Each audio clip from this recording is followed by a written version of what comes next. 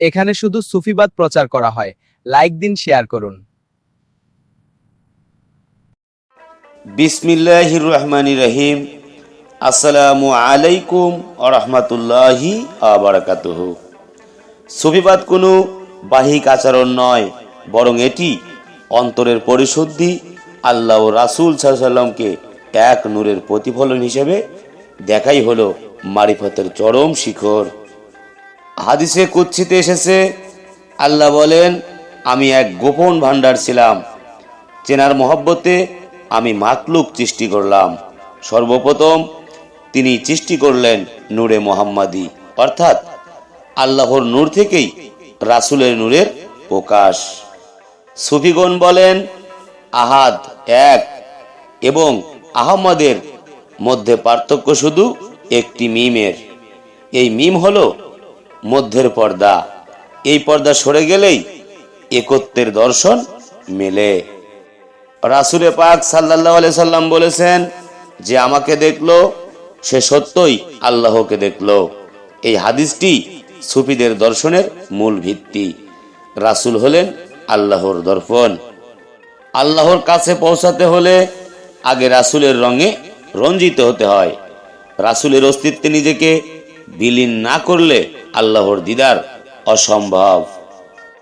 যদি আয়নায় ময়লা থাকে তবে তাতে সূর্যের প্রতিফলন দেখা যায় না। তেমনি গুনাহর কারণে কল্প কালো হয়ে গেলে সেখানে আল্লাহ ও রাসূলের নূর ধরা পড়ে না। জিকির ও ফিকিরের মাধ্যমে কল্প পরিষ্কার করতে হয়। যখন কল্প স্বচ্ছ হয় তখন মুমিন বান্দা নিজের ভিতরেই আল্লাহর অস্তিত্ব অনুভব করে। জ্ঞান দিয়ে নয়, বরং প্রেম এশক দিয়ে আল্লাহ ও রাসূলকে চিনতে হয়। যুক্তি যেখানে শেষ, এশকের শুরু সেখান থেকেই। হযরত খিজির আলাইহিস সালামের মতো সরাসরি আল্লাহর পক্ষ থেকে প্রাপ্ত জ্ঞান বা ইলমে লাদুনী ছাড়া এই নিগুড় রহস্য বোঝা অসম্ভব। সুফি মতে রাসূলে পাক সাল্লাল্লাহু আলাইহি সাল্লাম হলেন ইনসানে কামেল। তার মাঝেই আল্লাহর সমস্ত সিফাত বা গুণাবলী পূর্ণাঙ্গ রূপে প্রকাশিত। শরীয়ত হলো নৌকা আর মারিফাত হলো সমুদ্র। সমুদ্র থেকে মুক্তা আনতে হলে নৌকা ঠিক রাখা জরুরি। নামাজ রোজা ছাড়া সুফিবাদ হয় না। বড় পীর আব্দুল কাদের জিলানী রহমাতুল্লাহ আলাইহি এবং খাজা মঈনুদ্দিন চিশতি রহমাতুল্লাহ আলাইহি এই একত্বের পথেই মানুষকে আলোর পথ দেখিয়েছেন।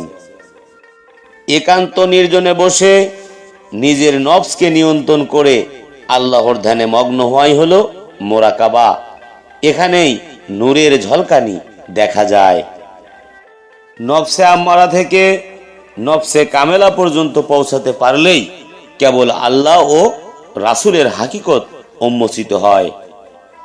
যখন বান্দা নফল ইবাদতের মাধ্যমে আল্লাহর নিকটবর্তী হয়, আল্লাহ তার কান, চোখ এবং হাত হয়ে যায়।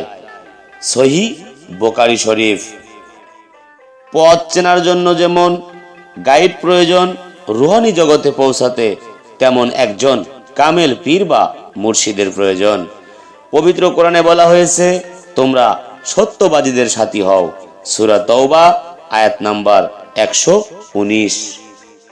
আপনি যদি আপনার আত্মাকে কুলস মুক্ত করতে চান এবং আল্লাহ ও রাসূলের মহব্বতে ডুবে যেতে চান, তবে আজই আমাদের দরবারে এসে বায়াত গ্রহণ করুন। একজন যোগ্য মুর্শিদের হাত ধরাই হলো নাজাতের উসিলা।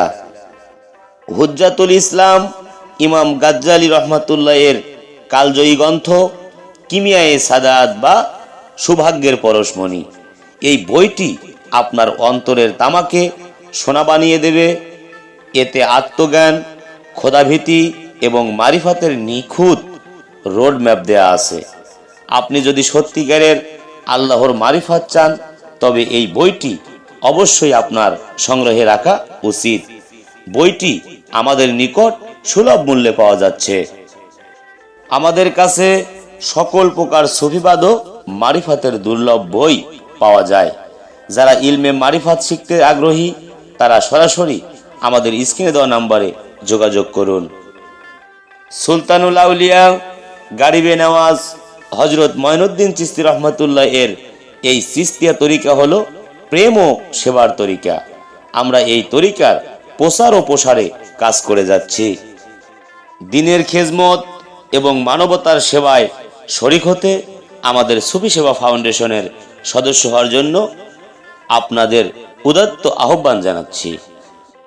সুফিদের মতে ইল্লাল্লাহ বলতে আল্লাহর সত্তা ছাড়া আর কোনো কিছুর অস্তিত্ব নেই, এটি সর্বোচ্চ উপলব্ধি।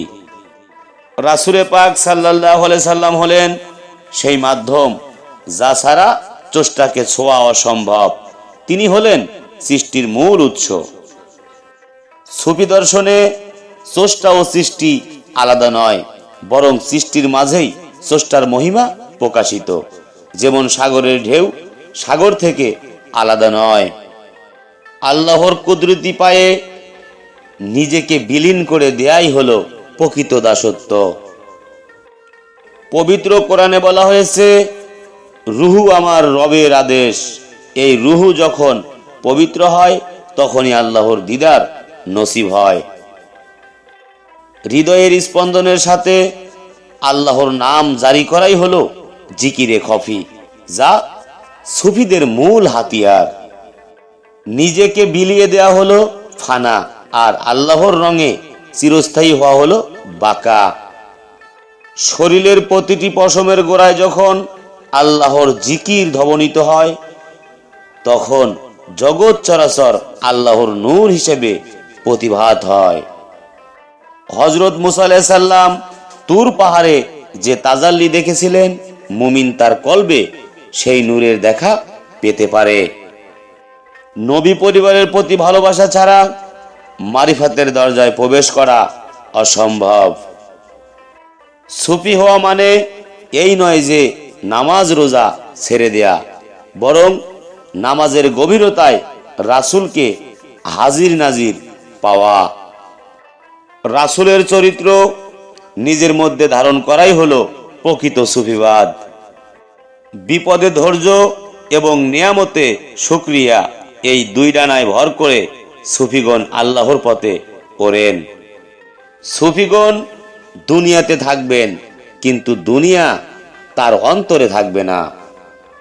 পীরের দোয়া তকদির পরিবর্তন করে, এই বিশ্বাস সুফি সাধনার অন্যতম ধাপ।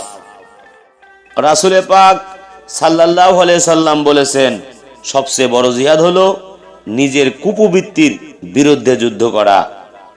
মুতু কাবলা আন্তমতু, মরার আগে মরো, অর্থাৎ নিজের আমিত্বকে আগে বিসর্জন দাও। এই আগুন অন্তরের সকল পাপ পুড়িয়ে ছাই করে দেয়। খাজা কুতুবউদ্দিন বখতিয়ার কাকি রহমাতুল্লাহ এর শিক্ষা, তিনি শিখিয়েছেন ইশকের মাধ্যমেই আল্লাহর দিদার সম্ভব। সেবা ও প্রেমের মাধ্যমে মানুষের হৃদয়ে আল্লাহর মহব্বত বপন করা।